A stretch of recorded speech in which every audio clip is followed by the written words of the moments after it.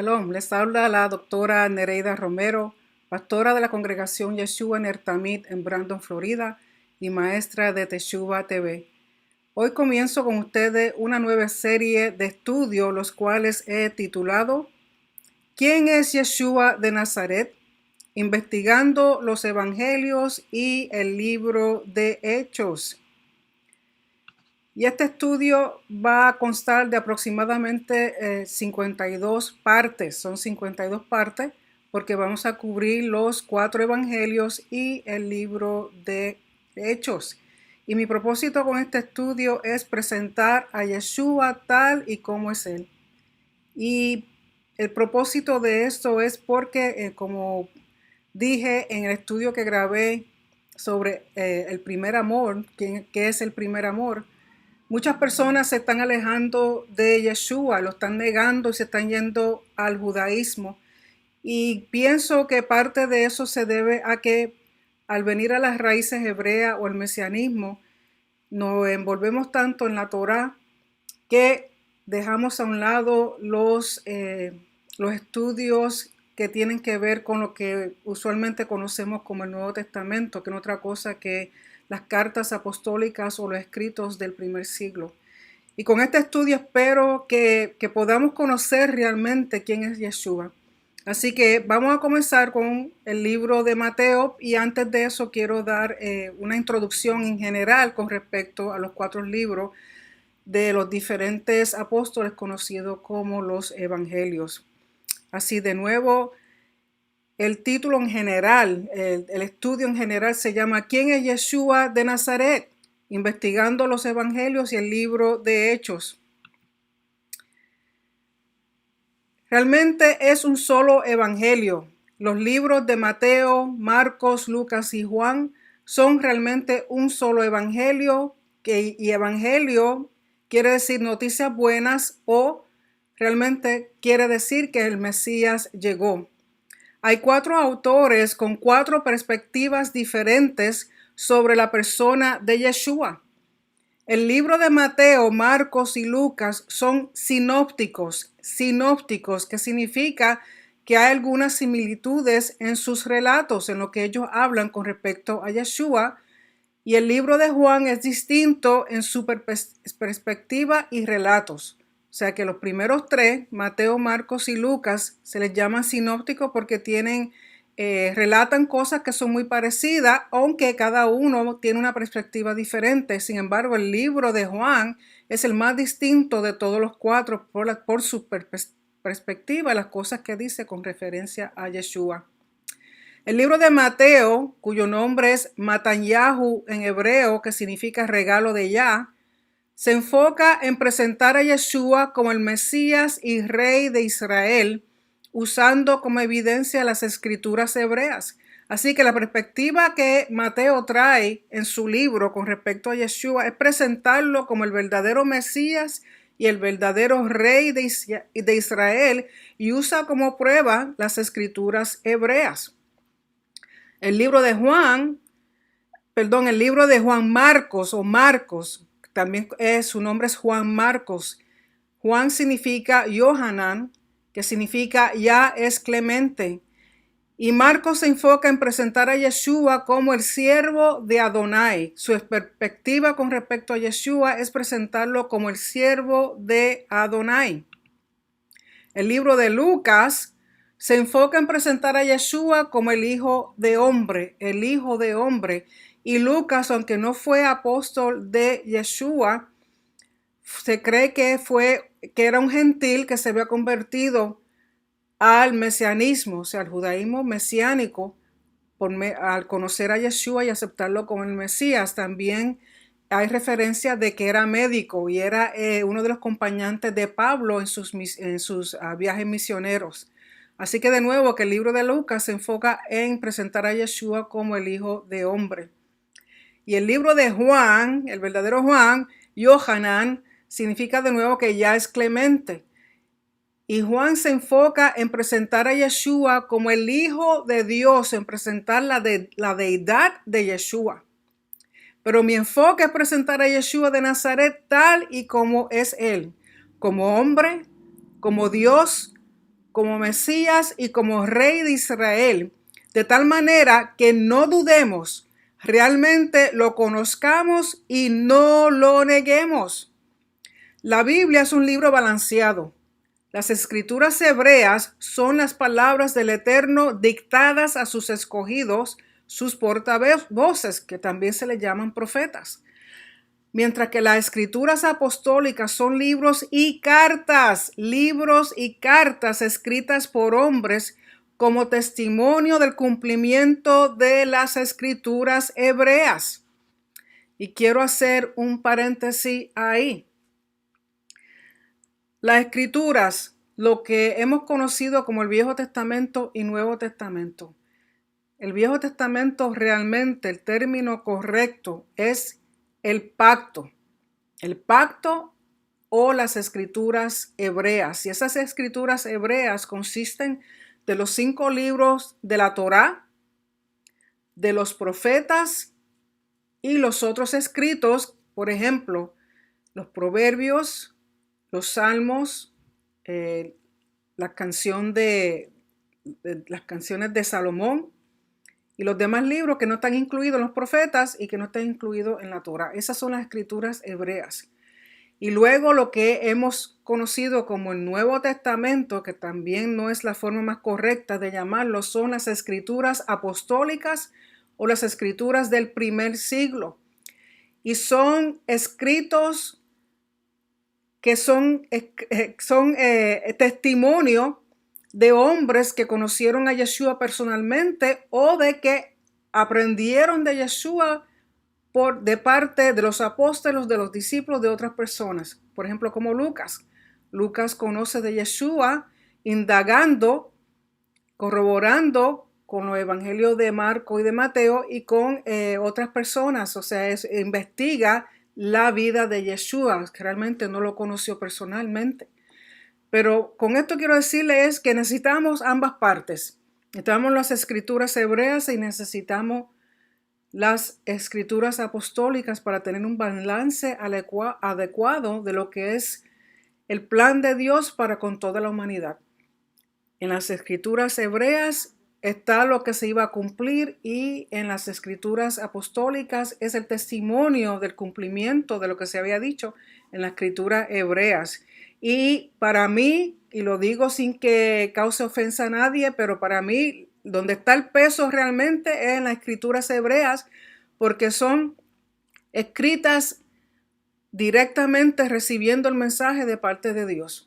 No es que las escrituras apostólicas no sean inspiradas, pero son cartas, son escritos de experiencia, de testimonio, pero no son palabras que vienen directamente de Elohim a las personas porque no son profecías. Si acaso el único libro que se le podría llamar un libro profético es el libro de Revelación escrito por Juan. Pero las demás son simplemente cartas y por eso es importante reconocer eso. ¿Para qué? Para que no le demos el peso igual que a la Torá o igual que a las escrituras hebreas. Sí son importantes, pero no tienen el peso de las escrituras hebreas. ¿Por qué? Porque son cartas. Y luego cuando entremos un poquito más allá en los demás estudios, podemos ampliar y explicar mucho mejor lo que quiero decir con eso. Así que volviendo a los libros de Mateo, Marcos, Lucas y Juan, son un solo evangelio y cada autor presenta a Yeshua con una perspectiva diferente. Por lo tanto, es importante tener un balance entre las cosas escritas en las escrituras hebreas y las cosas escritas en las escrituras apostólicas. ¿Y cómo se relacionan los libros escritos por estos autores? Vemos según los comentarios y según han estudiado y han conseguido en términos de arqueología y de información por las personas que estudian, que son las personas eruditas con respecto a todos los libros de las escrituras apostólicas. Ellos dicen que Marcos, el libro de Marcos es el primario y el libro de Marcos fue el primero que fue escrito con respecto a Yeshua y del cual influye al libro de Mateo y al libro de Lucas.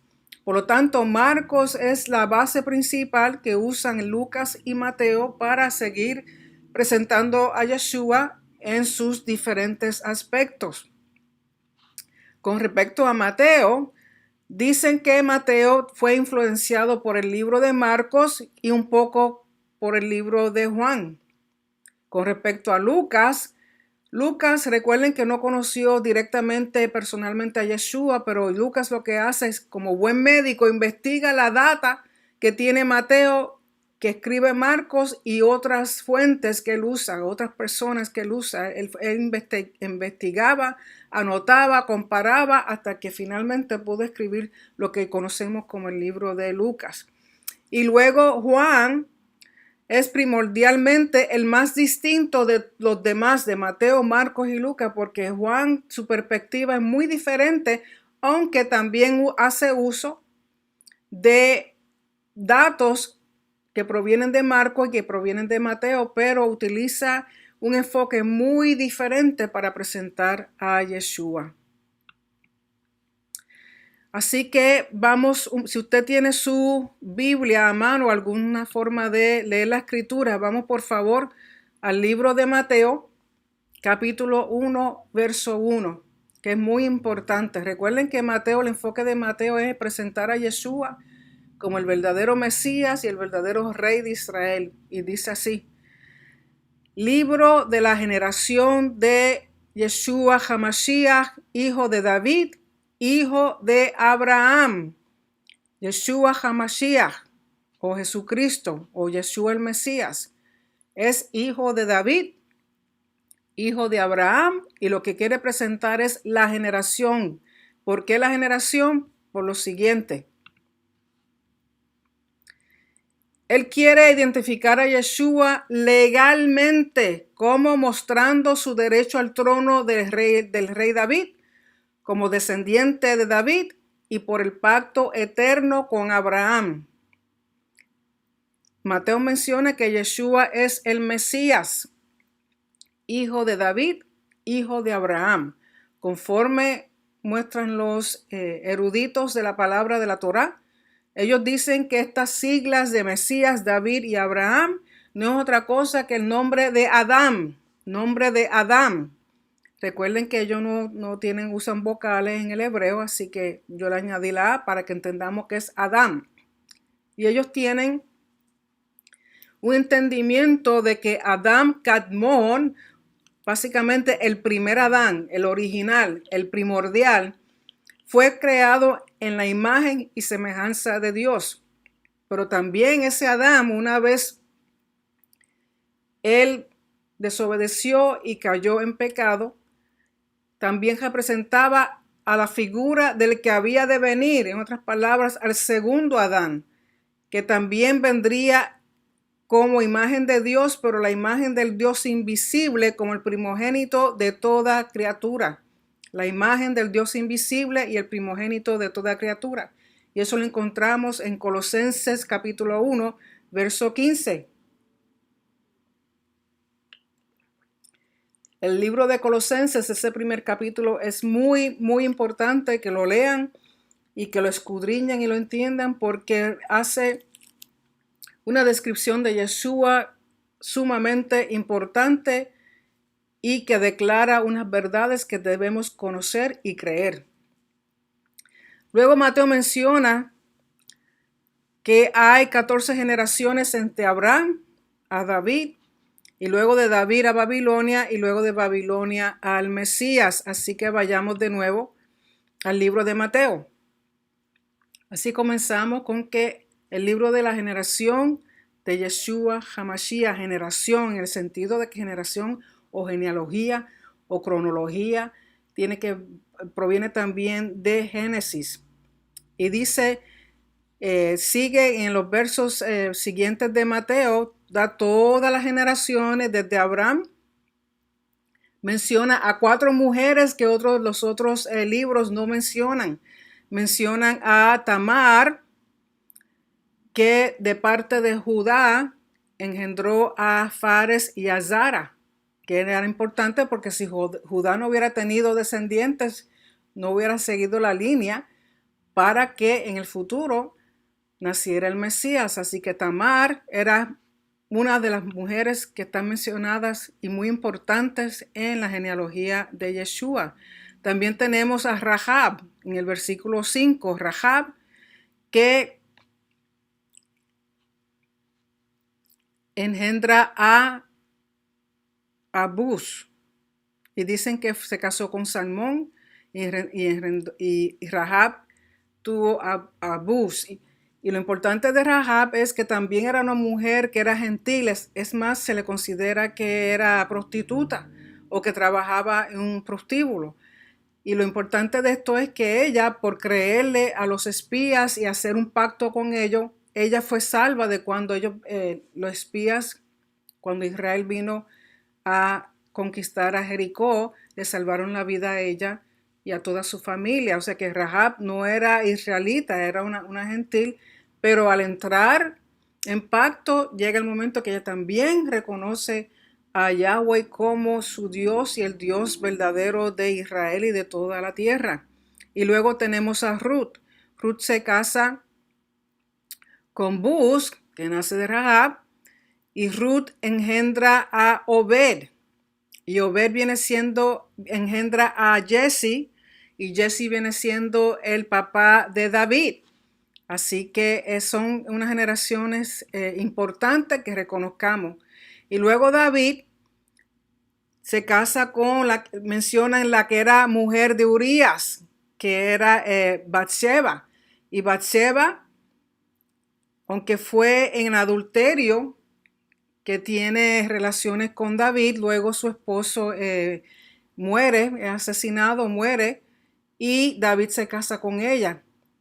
Pero todas estas mujeres lo que tienen en común es que la forma en que tienen a sus hijos no era lo esperado. Una era, Ruth era moabita, se suponía que no fueran aceptados dentro dentro de Israel, por ser enemigos de Israel.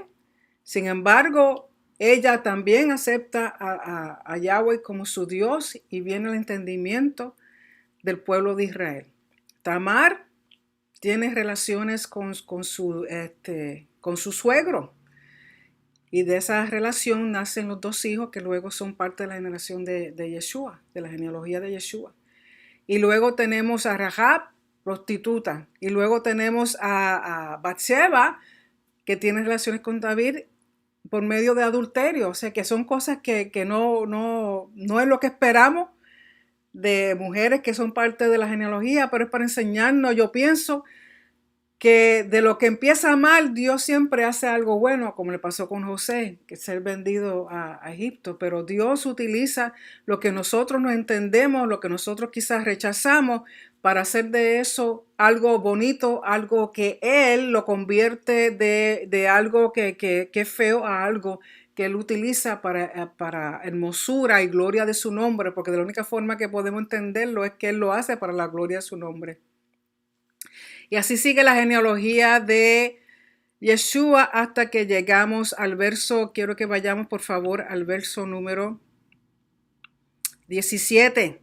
Verso 17 de Mateo capítulo 1 dice: de manera que todas las generaciones desde Abraham hasta David son 14 generaciones, y desde David hasta la transmigración de Babilonia 14 generaciones, y desde la transmigración de Babilonia hasta Mesías 14 generaciones. Así que vemos 3 grupos de 14.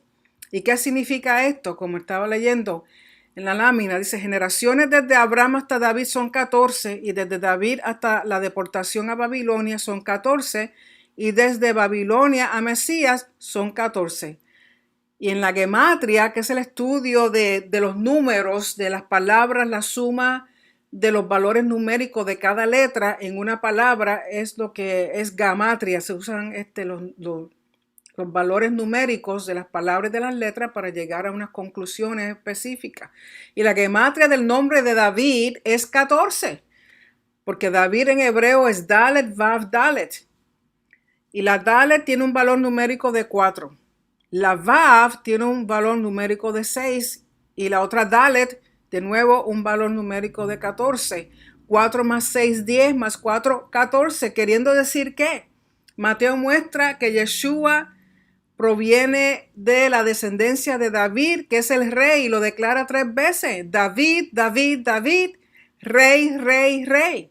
Al utilizar 14 generaciones 3 veces.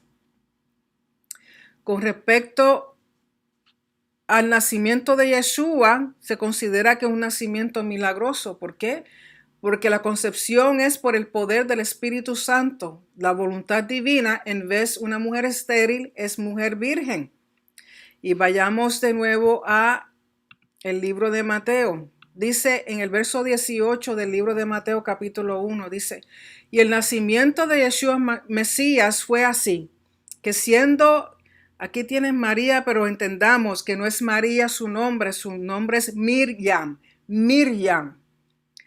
que siendo Miriam su madre desposada con Joseph, antes que se juntasen, o sea, antes de que tuvieran relaciones sexuales, se halló haber concebido del Espíritu Santo.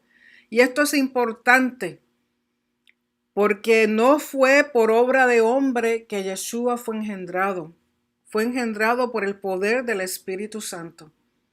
Y quizá no es que Dios tuvo relaciones sexuales con Miriam, no es que el Espíritu Santo tuvo relaciones sexuales con Miriam, sino que el poder del Espíritu Santo hizo que el óvulo dentro de María se fecundara. El poder, la energía, lo que vino sobre ella, como si hubiera sido una sombra. Y hoy en día, por medio de la ciencia, se sabe que un óvulo, recuerden que el óvulo es la semilla de la mujer, un óvulo estimulado con electricidad, con una corriente de energía lo suficiente, hace que comience a dividirse. Por lo tanto, Dios provee de una semilla para que estimule ese óvulo por medio del Espíritu Santo y se fecunde y haya concepción divina, concepción sin que María hubiera conocido un hombre en lo físico. Y aunque quizá no podamos entenderlo, Dios no nos pide que lo entendamos, Dios nos pide que lo creamos, porque es que tenía que ser así, porque es por voluntad divina, por voluntad de Elohim y no por voluntad de hombre.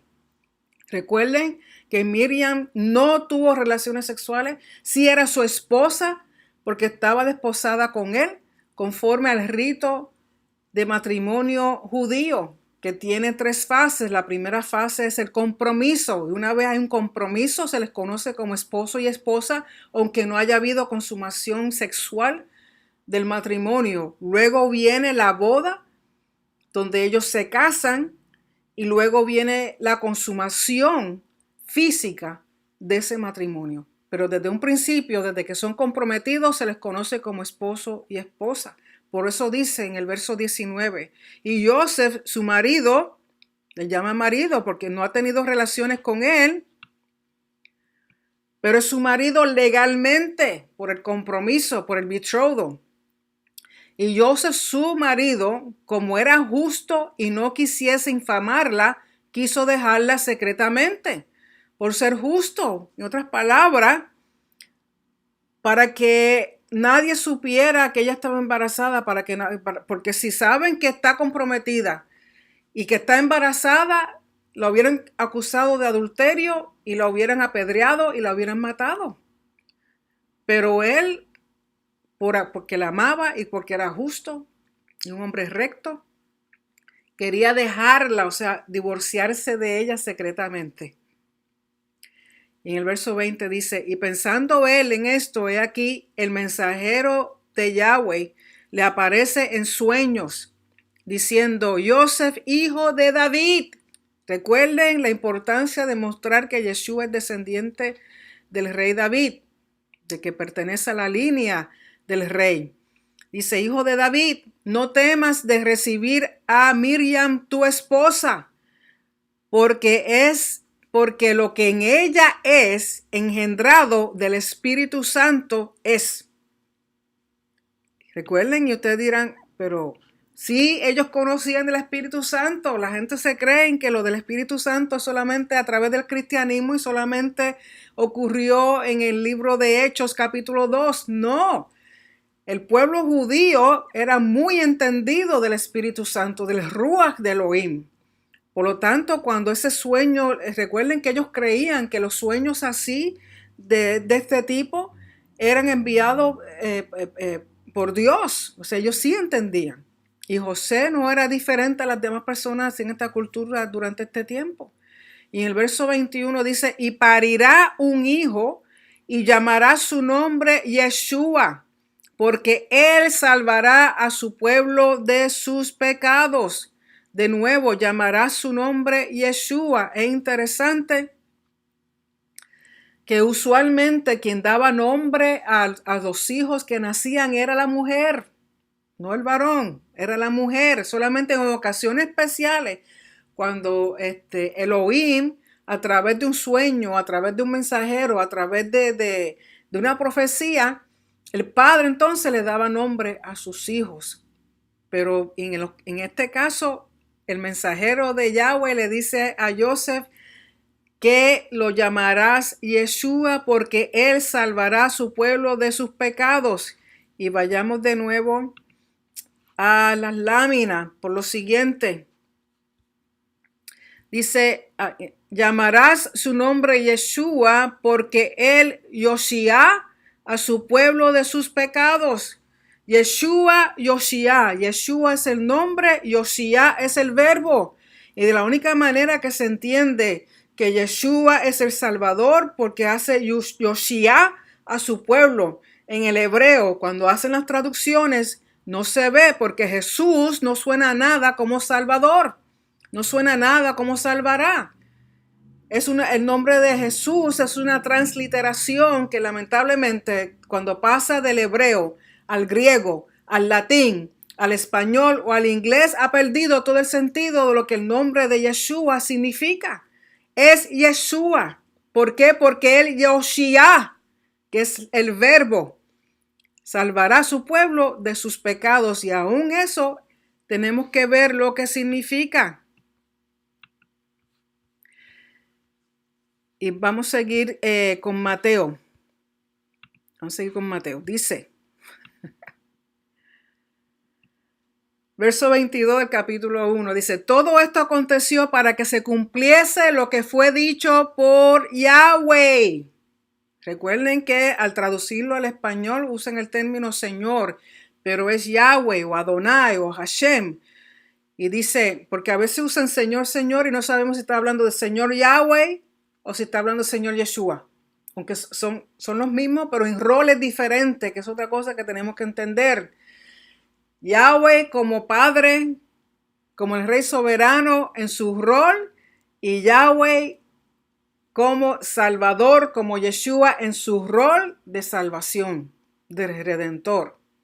El mismo, pero en diferentes roles. Y los roles, al no ser iguales, no podemos decir que Yeshua como Salvador es igual al Padre. No. En términos de roles, de que son Dios, sí. Pero en términos de roles son muy diferentes. Y de nuevo, Dios no nos pide que entendamos, sino que creamos. Dice,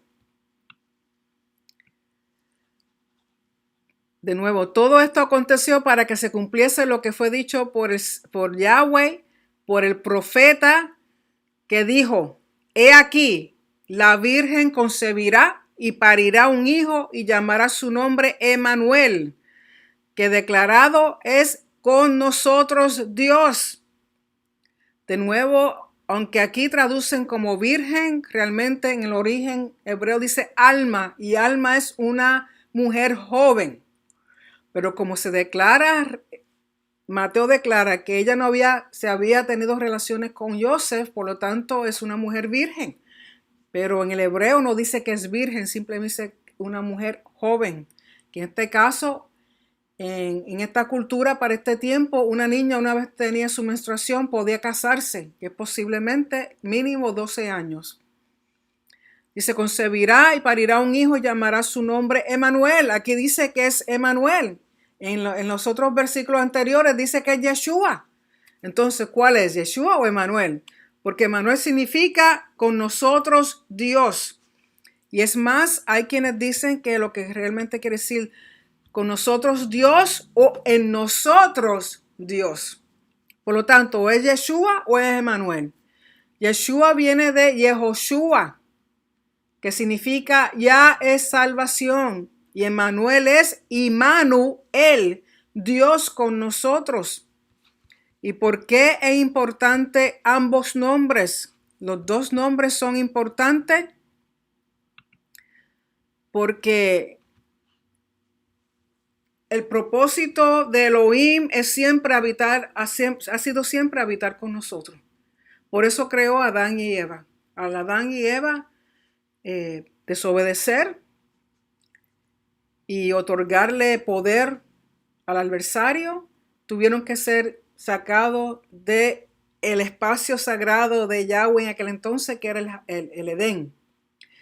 Y recuerden que al ser sacado, no otra cosa que los envió al exilio. El exilio siempre tiene que ver con pecado, siempre tiene que ver con que no podemos estar en el lugar sagrado, en el espacio sagrado de Yahweh, porque Él no puede estar donde hay inmundicia, donde no hay santidad. Así que son exiliados. Y desde un principio Yahweh ha mostrado su deseo de estar con nosotros. Por eso el tabernáculo en el desierto, para habitar con nosotros. Por eso el templo, para habitar con nosotros. Por eso el segundo templo, para habitar con nosotros. Por eso, por medio de Yeshua, no tan solo para habitar con nosotros, sino habitar en nosotros. Por eso ambos nombres son importantes, porque ambos nombres muestran la característica, el atributo y el destino que el Padre quiere mostrar por medio de esos dos nombres. Yeshua, el que Yoshia, el que dará salvación. Y de nuevo, más adelante vamos a ver lo que significa ese término de salvación. Así que prosigamos con Mateo. Dice, en el verso 24 de Mateo 1, dice, y despertando Joseph del sueño hizo como el mensajero de Yahweh le había mandado y recibió a su mujer. En otras palabras, se casó con ella. Y verso 25 dice, y no la conoció hasta que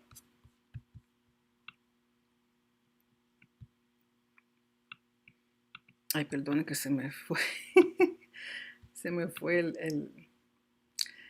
Y despertando José del sueño, dice que se casó con ella. O sea, pasó a la segunda fase del matrimonio, pero dice en el verso 25, y no la conoció, o sea, no se consumió, no fue la tercera parte del matrimonio. Y no la conoció hasta que parió a su hijo primogénito y llamó su nombre Yeshua.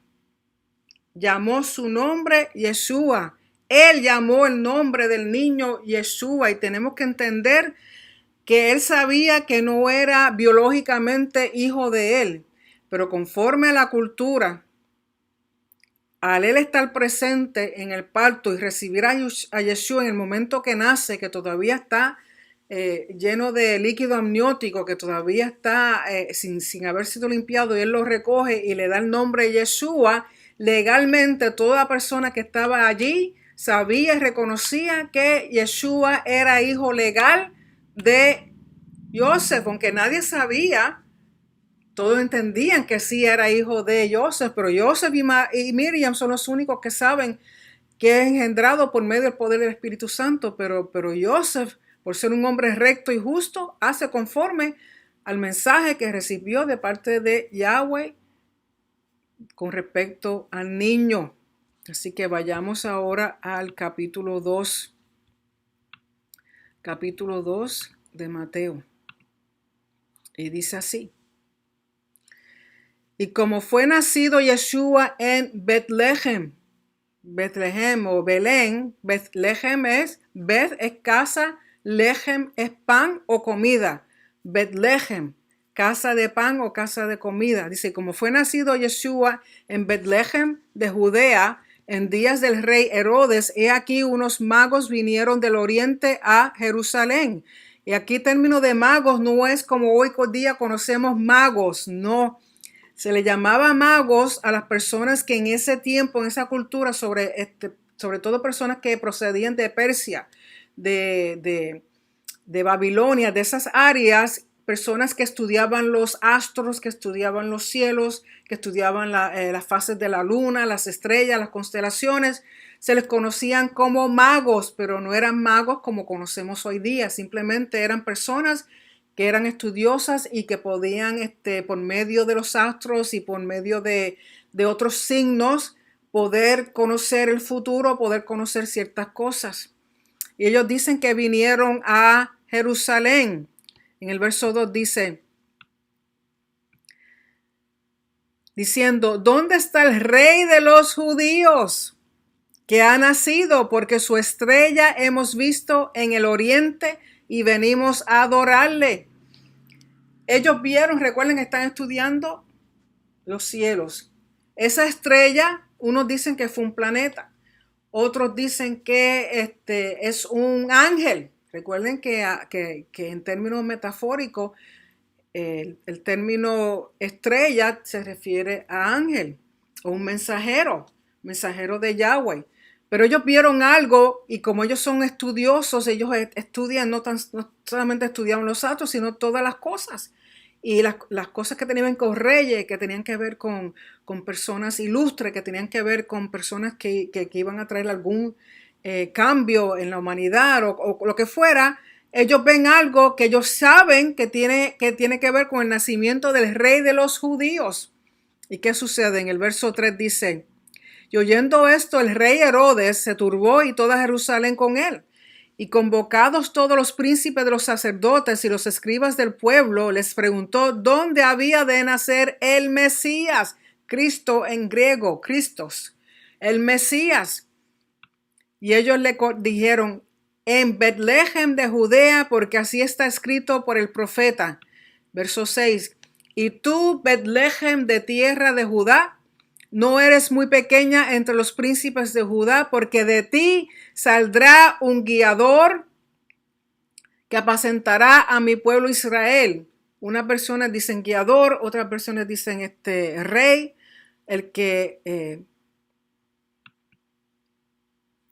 Y lo interesante de esto, que aquí no lo dicen, pero si usted se lee la historia, cuando Herodes mandó a pedir a los sacerdotes y a todas las personas que eran consejeros de él para preguntar, porque recuerden que Herodes no era judío, Herodes era de Edom y Herodes fue puesto ahí por los romanos como rey de los judíos. Además, Herodes, el término de rey de los judíos, se lo impuso él mismo, que él era el rey de los judíos. Y él era tan celoso con su puesto que él no quería que nadie lo tomara. Y cuando estos individuos que vienen, que conocen la Torá, que conocen las profecías y le dicen que ese rey nacería en Betlehem y que sería el rey el que apacentará al pueblo de Israel, los mató a todos. ¿Por qué? Porque no le gustó la contestación.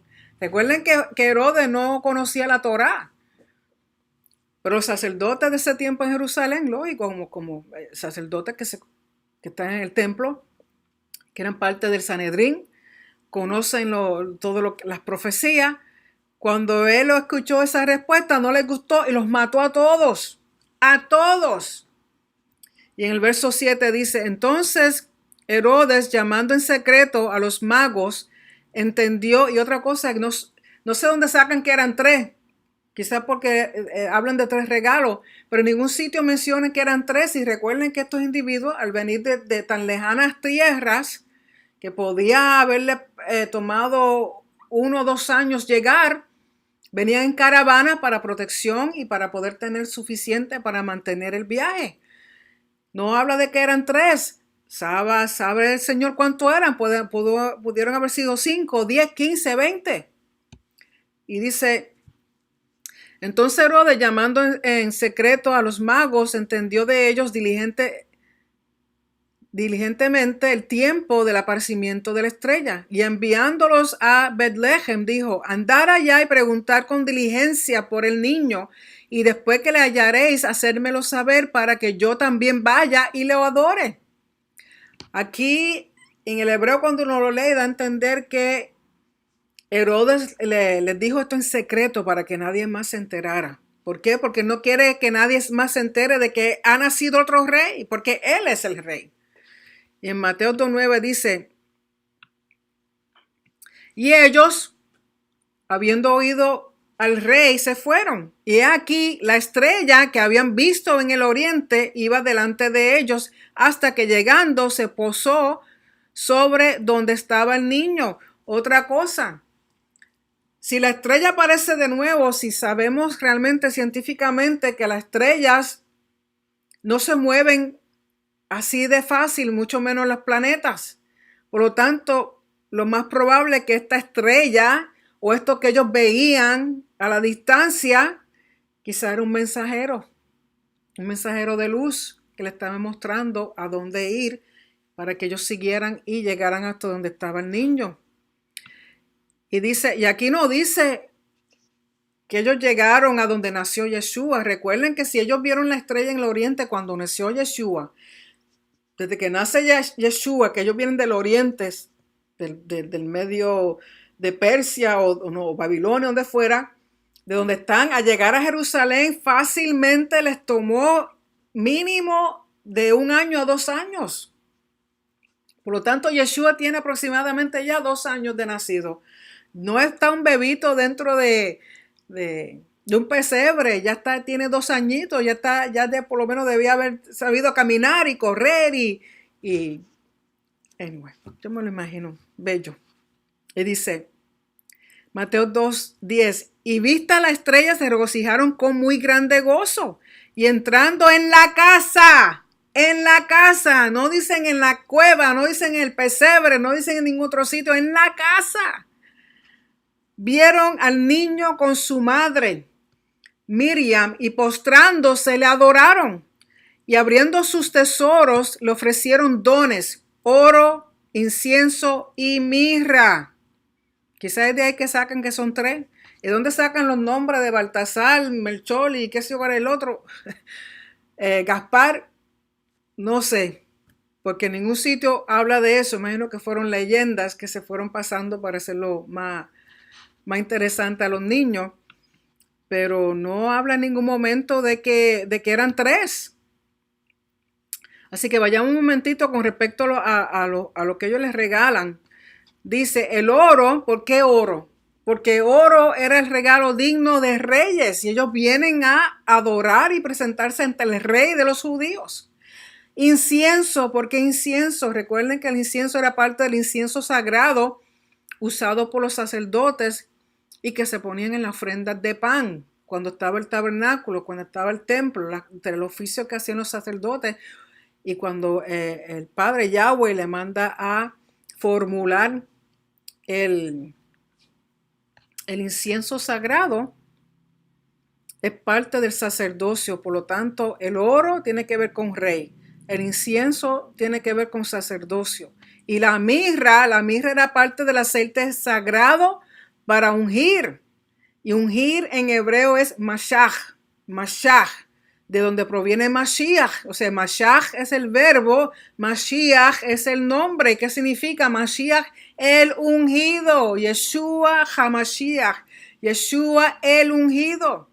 Por lo tanto, las 3 cosas estaban ya, los 3 regalos estaban ya dando entender que el oro, él era rey. El incienso, que era sacerdote, y la mirra, que era el ungido. Y vayamos de nuevo a Mateo. Dice en el verso 12, y siendo avisado por revelación en sueños que no volviesen a Herodes, se volvieron a su tierra por otro camino. De nuevo el sueño para ellos en esta cultura era muy importante. Ellos siempre entendían que los sueños provenían de los dioses. Quizá ellos no creían, ni sabemos en qué Dios creían o en qué dioses creían, pero el tener un sueño así, ellos sí entendieron que provenía de los dioses. Verso 13. Y partidos ellos, he aquí, el mensajero de Yahweh aparece en sueño de nuevo a Joseph, diciendo, levántate y toma al niño y a su madre y huye a Egipto, y estate allí hasta que yo te lo diga, porque ha de acontecer que Herodes buscara al niño para matarlo. ¿Por qué? Porque Herodes era tan paranoico que él mataba a todo aquel que él pensaba era una amenaza de que le quitara su puesto como rey.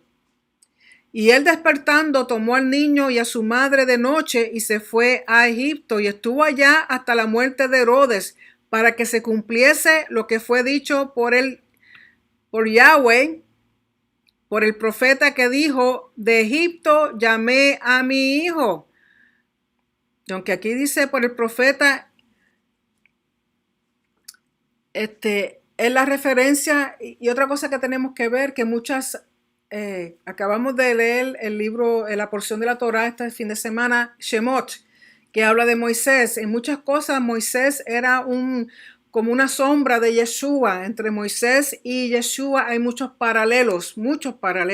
Entre ellos el nacimiento milagroso, entre ellos de que Moisés estaba en Egipto y fue sacado de Egipto. Yeshua nace en Israel, es a Egipto, pero entonces llamado de Egipto, con respecto a lo que habló el profeta. Y dice en el verso 16, Herodes entonces, como se vio burlado de los magos, se enojó muchísimo y envió y mató a todos los niños que había en Betlehem y en todos sus términos, de edad de 2 años. De 2 años hacia abajo, conforme al tiempo que había entendido de los magos. Recuerden que los magos vienen del oriente, vieron una estrella, una señal en lo que vienen de allá a Jerusalén. Han pasado casi 2 años, por eso Herodes manda a matar a todos los niños de 2 años para abajo. Porque cuando los magos llegan a donde Yeshua, ya él tiene 2 años, por lo menos 2 años. Y entonces Herodes no solamente manda a matar a todos los niños menores de 2 años para abajo, en todo Betlehem, en todo Belén, sino en los contornos. Una matanza horrible. Recuerden que también con Moisés, cuando él nació, ¿qué hizo Faraón? Todos los niños hebreos que mató. Y dice en el verso 17, entonces fue cumplido lo que se había dicho por el profeta Jeremías, que dijo, voz fue oída en Ramá, grande lamentación, lloro y gemido. Raquel, que llora a sus hijos y no quiso ser consolada porque perecieron. De nuevo se ha fijado cuántas veces dice, para cumplir lo que dijo el profeta, en cumplimiento de lo que dijo el profeta, en otras palabras, en cumplimiento de lo que Yahweh habló a través de sus profetas en las escrituras hebreas. Verso 19 dice, mas muerto Herodes, he aquí el mensajero de Yahweh aparece en sueños a Joseph en Egipto, diciendo, levántate y toma al niño y a su madre y vete a la tierra de Israel, que muertos son los que procuraban la muerte del niño, que es lo mismo que le dice Yahweh a Moisés. Dice, puedes irte a Egipto de nuevo porque los que buscaban para matarte están muertos. Verso 21, entonces él se levantó y tomó al niño y a su madre y se vino a la tierra de Israel. Y oyendo que Arquelao era hijo de uno de los hijos familiares de Herodes que quedó. Dice que Arquelao reinaba en Judea en lugar de Herodes su padre, temió ir allá, mas amonestado por revelación en sueños se fue a las partes de Galilea. Y resulta que Arquelao no era mejor que Herodes, era igual o peor. Hizo cosas terribles igual que su padre. Mucha matanza, mucha injusticia, mucha opresión, mucho asesinato, mucho horrible. Y en el verso 23 dice, y vino y habitó en la ciudad que se llama Nazaret, para que se cumpliese lo que fue dicho por los profetas, que había de ser llamado Nazareno. Aquí es varias profecías que las une para llegar a la conclusión de que sería llamado nazareno, porque no hay una profecía que diga eso específicamente y vamos a ver qué es realmente lo que dice. Así que, ¿por qué fueron a Nazaret? Nazaret en hebreo es Netzeret. Netzeret de la raíz Netzer, que Netzer significa renuevo, vástago, pimpollo, lo que germina para dar fruto. Y que será llamado Notzri, no es nazareno, sino Notzri. Y Notzri no es como el voto del nazareo, que viene de la raíz nazar, que significa consagrar, dedicar o separar. Por lo tanto, nazareno de Notzri, que tiene que ver con renuevo, vástago, pimpollo, lo que germina para dar fruto. ¿Y por qué titulamos esta primera parte de este gran estudio de quién es Yeshua, investigando los evangelios y el libro de Hechos? Lo hemos llamado Nuevo Génesis. ¿Por qué? Porque Yeshua es el nuevo Adán, nacido para mostrar la verdadera imagen de Dios, dándonos una nueva identidad en él. Nacido para libertar, que es la palabra Moshiach, parecido a Mashiach, pero no suenan igual, pero no son iguales. Moshiach, libertador. Nacido para libertar a su pueblo del pecado, y el pecado no es otra cosa que exilio. Si en vez de pecado pusieran el término exilio, sería más fácil entender cuál es el rol de Yeshua como Yoshiach, como Salvador, porque no es salvación. El pecado es lo que nos trae el exilio. Por lo tanto, lo que espera el pueblo de Israel es ser libertado completamente del exilio por el Mesías. Nacido para ser el rey de los judíos, restablecer el reino de Israel, morando Immanuel en sus seguidores, volviendo la Shejinah, la presencia visible de Adonai, al pueblo de Israel como tabernáculo, el templo viviente y como descendiente del rey David. Nacido para ser partícipes a judíos y naciones de las promesas de Abraham por medio del pacto eterno. Y nacido para cumplir las palabras de los profetas como están en las escrituras hebreas. Así que todas estas cosas en los primeros 2 capítulos de Mateo vemos por qué es un nuevo Génesis, por qué comienza con la palabra el libro de la genealogía, libro del Génesis, del origen de Yeshua. ¿Para qué? Para dar identidad, para dar comienzo de mostrar a través de las escrituras hebreas que Yeshua es el Mesías, que Yeshua es el rey de los judíos y que Yeshua viene a cumplir las promesas que se le dieron a Abraham, a Isaac y a Jacob. Así que, y por eso le llamamos el Nuevo Génesis, porque aunque este estudio, como les dije, lo he titulado ¿Quién es Yeshua de Nazaret? Investigando los evangelios y el libro de Hechos. Lo vamos a mostrar en diferentes estudios, diferentes subtítulos, como el Nuevo Génesis, que son los capítulos 1 y 2 de Mateo. Así que con esto comenzamos investigando quién es Yeshua de Nazaret. Espero que haya podido entender, repasen lo que he dicho, léanse comiencen a leer el Evangelio de Mateo, porque vamos a seguir capítulo por capítulo, evangelio por evangelio, y aunque hay cosas que son similares, voy a tratar de tocar aquellas que son las diferentes entre un libro y otro. Así que espero les ayude. Sobre todo quiero que conozcan realmente quién es Yeshua, para que al conocerlo lo amemos aún más y nunca lo neguemos, porque Él es el Señor, Mesías, Rey, y para siempre es el que nos ha abierto camino de nuevo al Padre.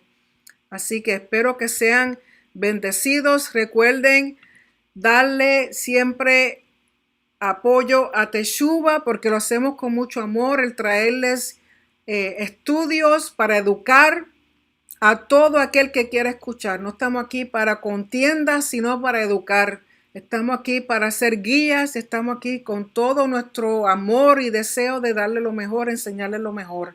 Mantengan a Teshuvah en oración, apóyenos con sus oraciones, con sus donativos. Recuerden que esto requiere tiempo y requiere dinero mantener el equipo y mantener el servicio de internet y otras cosas. Las personas que hacemos esto como maestros lo hacemos por amor a ustedes. No recibimos nada, simplemente bendición del Padre, que es lo que necesitamos para seguir hacia adelante. Aquí tengo para que forma en cómo comunicarse conmigo y también a través de Teshuvah. Así que sigan sintonizándose con nosotros, compartan con otras personas y recuerden que estamos aquí para el servicio y el honor de nuestro Rey y para ustedes. Sean bendecidos y guardados en el nombre de Yeshua y será hasta la próxima. Que Dios los bendiga y los quiero muchísimo. Shalom.